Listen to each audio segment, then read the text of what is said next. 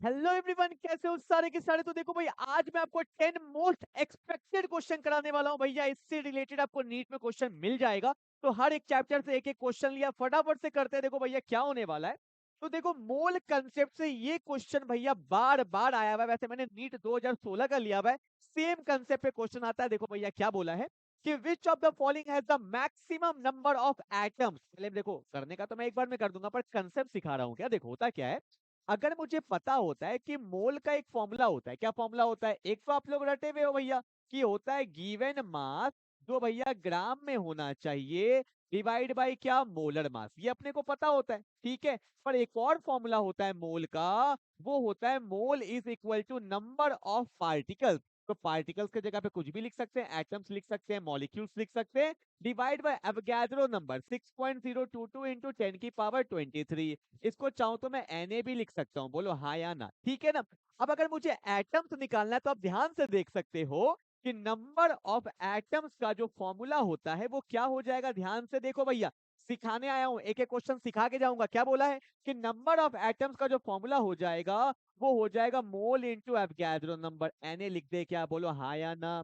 अब देखो, एक एक करके सॉल्व तो नहीं करेंगे, तो मैं डायरेक्टली ऐसा बोल सकता हूँ, तो Na तो सब में मल्टीप्लाई होगा, जिसका मोल्स ज्यादा उसका एटम्स भी ज्यादा। मतलब मुझे मोल्स निकालना है, ठीक है। और मोल्स का फॉर्मूला क्या होता है? Given mass by molar mass. बोलो लिखा हुआ है ना।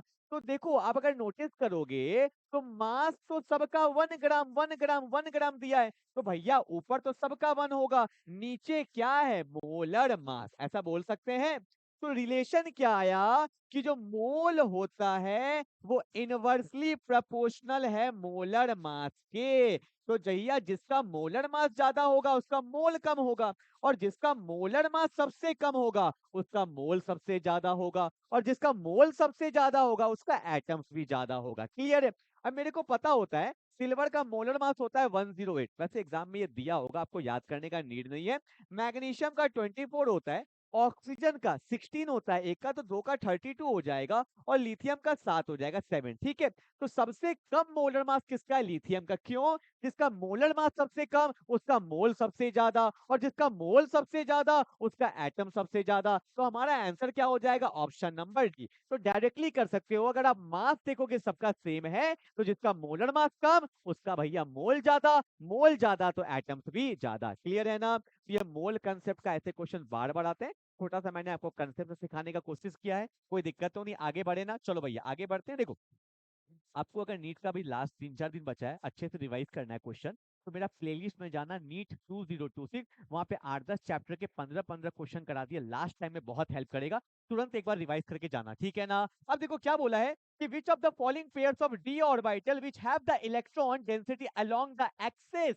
देखो भाई, आपको पता होना चाहिए, क्या पता होना चाहिए कि डी में 5 रूम होते हैं। कितने रूम होते हैं? 5 रूम। कौन कौन सा? एक होता है डी एक्स वाई, एक होता है डी वाई जेड, एक होता है डी एक्स जेड, एक होता है d x square minus y square, और एक होता है डी जेड स्क्वायर। ये 5 रूम होते हैं डी के, ठीक है। मैं सबका शेप बना के दिखाता हूँ। देखो भैया, ये तीनों का शेप बिल्कुल सेम होता है, ठीक है। कैसा? जैसे मैंने बोला यहाँ पे एक्स है, यहाँ पे मैंने बोला वाई है, तो इसका शेप कैसा होता है भैया? ऐसा होता है। तो डी ऑर्बिटल का शेप तो डबल डम्बल होता है, ठीक है, डबल डम्बल है।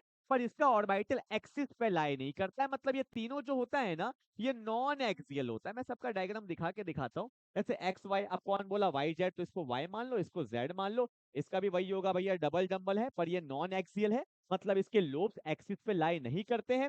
फिर कौन है भैया? एक्स जेड है, तो ये ले लो एक्स, ये ले लो जेड। ये तीनों क्या है भैया? नॉन एक्सियल, मतलब इसके लोब्स एक्सिस पे लाई नहीं करते हैं। पर जो बचा हुआ दो है ना, ये भैया एक्सियल होता है, एक्सियल ऑर्बिटल। क्यों? क्योंकि इसके लोब्स एक्सिस पे लाई करते हैं। जैसे ये देखो भैया, एक्सिस पे लाई कर रहा है तो डबल डम्बल। ये मेरा क्या कहलाता है? ये मेरा कहलाता है d x square minus y square. और जो डी जेड स्क्वायर होता है वो भी कुछ ऐसा होता है, इसके बीच में रिंग होता है, ठीक है, ये होता है डी जेड स्क्वायर।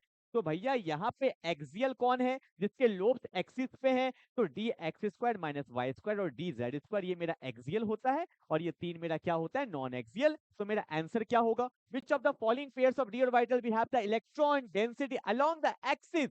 तो क्या होगा? D z square x square minus y square. Clear है ना? तो छोटा छोटा बात कर लेंगे भैया, कहीं आ गया तो मेरे को याद जरूर करना, ठीक है। चलो भैया, क्वेश्चन नंबर 3 क्या बोला है देखो। बोला है क्या? कहाँ गया भैया, क्या हो गया क्वेश्चन में? कोई बात नहीं, हो जाता है भैया, हो जाता है। ओहो, नोट, वेलकम टू नोट। खुल जा भाई, खुल जा। Loading the last unsave file, yes load कर दो। अरे कहाँ चला गया? क्वेश्चन नंबर जल्दी से आ जाओ, क्या है भैया? क्वेश्चन नंबर 3 क्या बोला, ध्यान से देखो। बोला which of the following pairs of स्पीसी have the same bond order. एक क्वेश्चन लिखवा के ले लो, एक क्वेश्चन लिखवा के ले लो। नीट 2026 में एक क्वेश्चन बॉन्ड ऑर्डर से आना ही आना है, ठीक है। मैं बार बार बोल रहा हूँ, बॉन्ड ऑर्डर अच्छे से कर लीजिएगा। मेरे एक वीडियो डला हुआ है केमिकल बॉन्डिंग का, अच्छे से कर लेना उसको। मैं फिर भी तरीका बताता हूँ, देखो। आपको याद होना चाहिए O2 मॉलिक्यूल, ठीक है। इसका बॉन्ड ऑर्डर ना 2 होता है, ठीक है। आपने देखा भी होगा OO के बीच में डबल बॉन्ड होता है। और ऑक्सीजन में कितने इलेक्ट्रॉन्स होते हैं? एक में 8 तो दो में 16। तो 16 इलेक्ट्रॉन जिसके पास होगा उसका बॉन्ड ऑर्डर हमेशा 2 होगा, ठीक है। अब सुनना, अब मैंने क्या किया, यहाँ पे कर दिया O2 माइनस, यहाँ कर दिया O2 माइनस, तो गेन किया इलेक्ट्रॉन का। फिर लॉस किया O2 प्लस, फिर यहाँ किया O2 प्लस 2, ठीक है। अब समझना, ठीक है। अगर गेन किया तो कितना इलेक्ट्रॉन हो गया? 17 इलेक्ट्रॉन। गेन किया तो कितना इलेक्ट्रॉन हो गया? 18 इलेक्ट्रॉन। लॉस किया तो कितना इलेक्ट्रॉन हो गया भैया? 15 इलेक्ट्रॉन। और लॉस किया तो कितना हो गया? 14 इलेक्ट्रॉन। सुनो कंसेप्ट सुनो। अगर इलेक्ट्रॉन गेन करेगा, अगर इलेक्ट्रॉन जैसे जैसे गेन करेगा, बॉन्ड ऑर्डर 0.5 से घटेगा। और जैसे जैसे इलेक्ट्रॉन लॉस करेगा, बॉन्ड ऑर्डर 0.5 से बढ़ेगा। मतलब जिसके पास 17 इलेक्ट्रॉन है, उसका बॉन्ड ऑर्डर कितना हो जाएगा भैया? घट गया ना 1.5। भैया 18 है तो क्या हो जाएगा? 1। पर लॉस करेगा तो क्या हो गया? 2.5। एक और लॉस किया तो कितना हो गया? 3। जैसे मैं बताता हूँ, नाइट्रोजन N2 होता है ना, उसके बीच में ट्रिपल बॉन्ड होता है, 7 दूनी 14, तो 14 का कितना होता है? Bond order 3। क्लियर है? आउट चेक करते हैं। O2 16 है तो बॉन्ड ऑर्डर 2 हो जाएगा। यहाँ पे 8 है ना, एक निकल गया तो 7, 7 7 14, बॉन्ड ऑर्डर 3 होगा। दोनों का सेम नहीं है, ठीक है। अगला देखो, नाइट्रोजन 7 और एक गेन किया 8, 8 और 6 14, 14 का 3 होता है। यहाँ पे भी क्या 8 और 6 14 का 3 होता है, तो सेम है, यही तो आंसर होगा। Have the same bond order, करने का जरूरत ही नहीं है। फिर भी देख लो, N2 14 3 है। यहाँ पे 8 दूनी 16, 17, 17 कितना होता है? 1.5 नहीं होगा। यहाँ पे देखो भैया 8 6 14, 14 का कितना होता है? 3। और यहाँ पे कितना है? 7 15, 15 कितना है भैया? 15 15 15 15 2.5, ठीक है। तो ये भी नहीं होगा, क्लियर है ना? तो इस तरह से भैया क्वेश्चन को आप कर सकते हो, ठीक है। मैं बोल रहा हूँ आना ही आना है, ठीक है। चलो आगे बढ़ते हैं। क्वेश्चन नंबर 4 पीरियोडिक क्लासिफिकेशन का। मैंने एक ऐसा क्वेश्चन लिया जहां पे सारा कंसेप्ट बता दूंगा। क्या बोला है कि in which of the following option the order of the arrangement does not agree. Agree नहीं है, तो क्या क्या एग्री नहीं है देख लो अभी क्या बोलता है। बोला है इलेक्ट्रॉन गेन एंथैल्पी, फ्लोरीन का सबसे ज्यादा नहीं, मैं बता रहा हूँ ये बहुत इंपॉर्टेंट है। पूरे पीरियोडिक टेबल में क्लोरीन का इलेक्ट्रॉन गेन एंथैल्पी सबसे ज्यादा होता है। इसमें एक शॉर्टकट है और एक कंसेप्ट भी है और एक एक्सेप्शन भी लोग बोल देते हैं। सुनो क्या होता है, जैसे देखो होता है क्या, ऑक्सीजन सल्फर सेलोलियम टेलोलियम ओ स्टाइल से टीपो, फिर है फ्लोरीन क्लोरीन ब्रोमीन आयोडीन, ठीक है। होता क्या है कि जब हम लोग टॉप से बॉटम जाते हैं ना, तो electron gain enthalpy generally decrease करता है। पर एक्सेप्शन क्या है, ओ और सल्फर में ऑक्सीजन का ज्यादा होना चाहिए पर सल्फर का ज्यादा होता है। क्लोरीन और क्लोरीन में फ्लोरीन का ज्यादा होना चाहिए बट क्लोरीन का ज्यादा होता है। और पूरे पीरियोडिक टेबल में इलेक्ट्रॉन का इलेक्ट्रॉन गेन एंथैल्पी सबसे ज्यादा होता है, ठीक है। तो ऑब्वियस सी बात है, यहाँ पे एक्सेप्शन था, वैसे तो रीजन होता है इंटर इलेक्ट्रॉनिक रिपल्शन होता है। तो ये मेरा गलत है, डज नॉट एग्री, तो ये मेरा आंसर हो जाएगा। पर बाकी चेक करेंगे। लीनाकोडब से ऑब्वियस सी बात है, टॉप से बॉटम जाएंगे साइज बढ़ेगा, बिल्कुल ठीक है भैया। अगला क्या बोला है, साइज देखो जितना ज्यादा माइनस होता है भैया, सुनना, more the anion more will be the size, more the cation less will be the size. तो देखो -1 है, फिर +1 +2 +3, जितना प्लस बढ़ेगा साइज घटेगा, बिल्कुल सही है भैया। अब बोला है फर्स्ट आयोनाइजेशन एंथैल्पी, बिल्कुल सही है, इसमें भी एक्सेप्शन था, क्या बताऊं क्या? तो होता क्या, देखो सुनना बहुत इंपॉर्टेंट है। हाइड्रोजन हीलियम है आपका, फिर लिथियम है, बेरिलियम है, बोरोन है, कार्बन नाइट्रोजन ऑक्सीजन फ्लोरीन, ठीक है। अब सुनो, ionization energy very important topic, सुन के जाना। आयोनाइजेशन एनर्जी जनरली इंक्रीज करता है टॉप से बॉटम में ना, जनरली इंक्रीज करता है। पर this is not the correct order, इसमें दो एक्सेप्शन है। क्या? पहला बेरिलियम और बोरोन का, दूसरा नाइट्रोजन और ऑक्सीजन का। तो ऑर्डर क्या होता है, बेरिलियम का ज्यादा होता है बोरोन से, ठीक है। और नाइट्रोजन ऑक्सीजन में नाइट्रोजन का ज्यादा होता है, ठीक है। ऐसा इसीलिए क्योंकि बेरिलियम तो आपको पता है 1s2 2s2 होता है, कंप्लीटली फिल्ड है। और नाइट्रोजन हाफ फिल्ड होता है, स्टेबिलिटी बढ़ जाता है, आयोनाइज करने के लिए ज्यादा एनर्जी लगता है। दो एक्सेप्शन है। तो देखो भैया बोरोन है, हाँ भैया बोरोन के बाद कौन है? कार्बन है। फिर कौन है, ऑक्सीजन है, ऑक्सीजन के बाद नाइट्रोजन, बिल्कुल सही बात है, ठीक है ना। तो नाइट्रोजन का ज्यादा होता है किससे, ऑक्सीजन से। तो अच्छा क्वेश्चन था ये सब, ठीक है। चलो आगे बढ़ते हैं। क्वेश्चन नंबर 5, अच्छा इक्विलिब्रियम का question, very important question. Obvious सी बात है, मैंने जो 10 क्वेश्चन लिए, हर चैप्टर से एक एक क्वेश्चन लिया है, तो आपका रिवाइज भी हो जाएगा और सारे इंपॉर्टेंट है विद कंसेप्ट है, ठीक है ना। देखो क्या बोला है, ये एक रिएक्शन है, बहुत फेमस रिएक्शन है, अमोनिया बनाने का, इसको हैबर्स प्रोसेस भी बोलते हैं। N2 + 3H2 से क्या बन जाता है भाई, NH3 बन जाता है। बैलेंस करोगे तो यहाँ पे 2 आएगा। आगे वाला प्रोसेस जो होता है वो होता है एक्सोथर्मिक, और पीछे वाला प्रोसेस जो होता है वो होता है एंडोथर्मिक। मतलब आगे जब जाएंगे तो डेल्टा एच का वैल्यू क्या होता है, नेगेटिव, मतलब एक्सोथर्मिक है रिएक्शन, एनर्जी रिलीज होता है। देखो क्या बोला है, कि बोला है the equilibrium shift in forward direction, equilibrium forward में जा रहा है, ठीक है। देखो मैं आपको कुछ बातें बताता हूँ, तब करेंगे क्वेश्चन, इसलिए मैंने ये क्वेश्चन लिया। पहला पहला सुनो, जब किसी रिएक्शन का टेम्परेचर बढ़ाते हैं ना, जब किसी रिएक्शन का टेम्परेचर बढ़ाते हैं ना, तो रिएक्शन जो है ना वो किधर जाने लगता है, एंडोथर्मिक प्रोसेस की तरफ, जिधर भी एंडोथर्मिक होगा। अगर हम लोग टेम्परेचर को घटाएंगे ना, तो रिएक्शन किधर जाने लगेगा, एक्सोथर्मिक की तरफ, ठीक है। पहला बात, पहले देखते हैं टेम्परेचर वाला कौन सा है।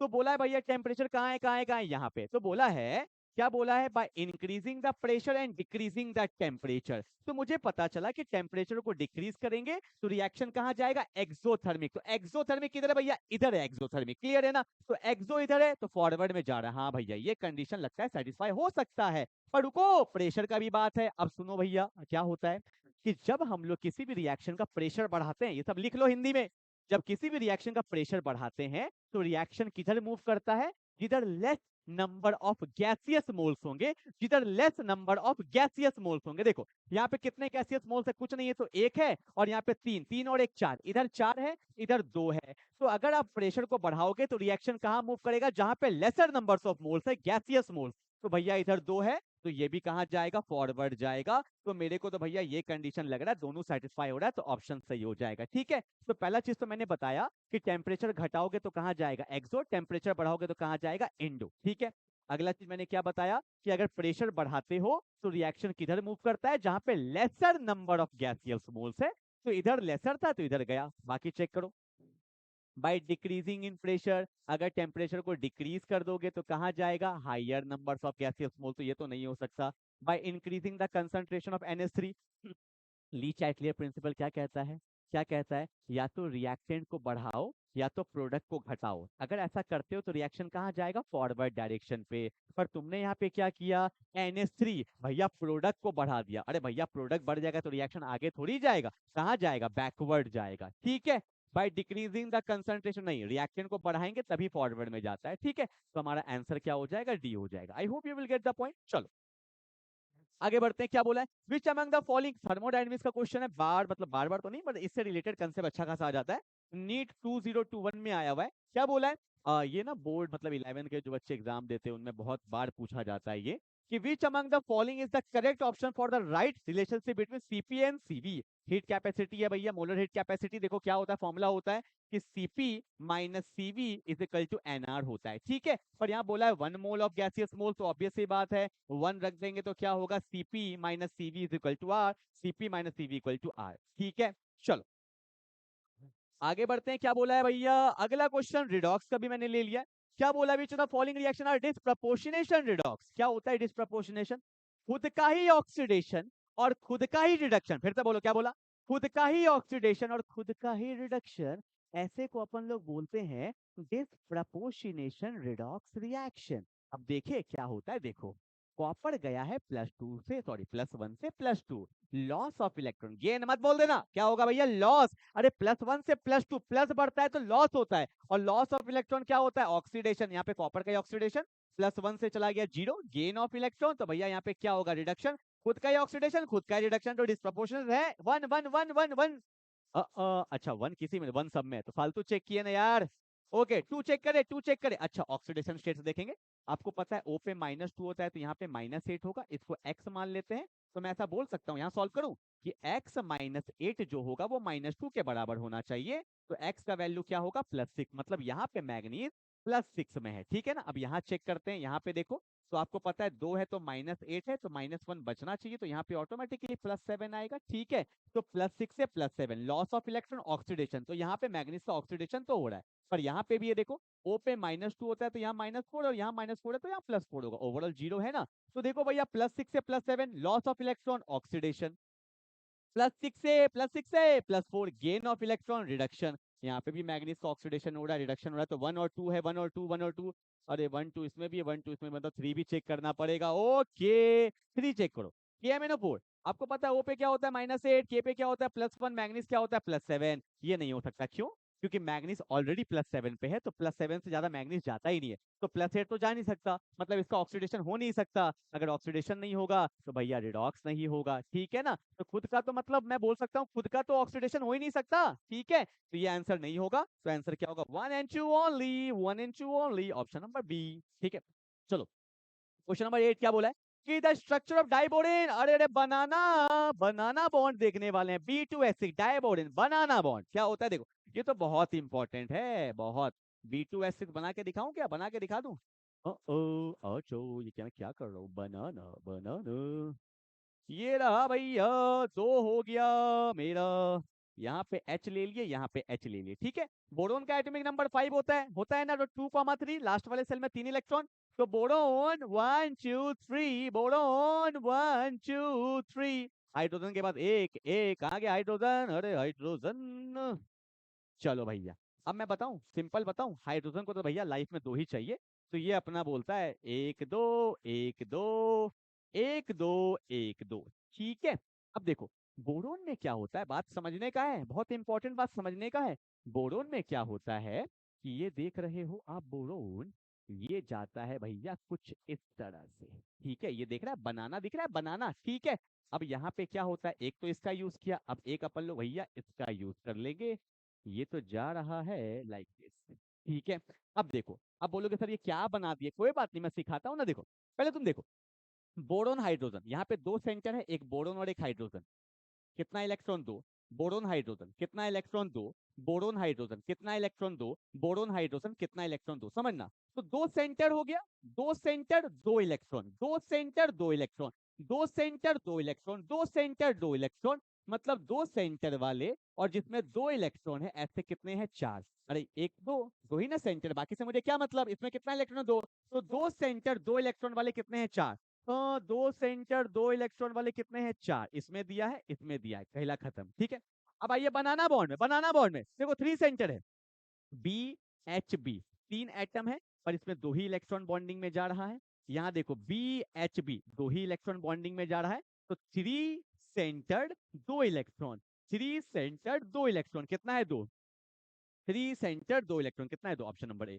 एकदम मुंह पे होना चाहिए ये वाला, 2 सेंटर 2 इलेक्ट्रॉन 4 होता है, 3 सेंटर 2 इलेक्ट्रॉन कितने होते हैं 2 होते हैं 2। ठीक है, चलो बनाना कहाँ गया भैया, okay, calculate the ratio of sigma and pi bond in benzene and toluene, benzene है टोलुइन, तो बेंजीन तो भैया बेंजीन तो आपको पता ही होगा, अरे नहीं पता है बेंजीन, अरे देखो ना ये रहा यही है बेंजीन, दिख रहा है, तो मैंने लोगो ऐसे ही बनाया था बेंजीन से हूबहू, तो तुम्हें याद होना चाहिए भाई।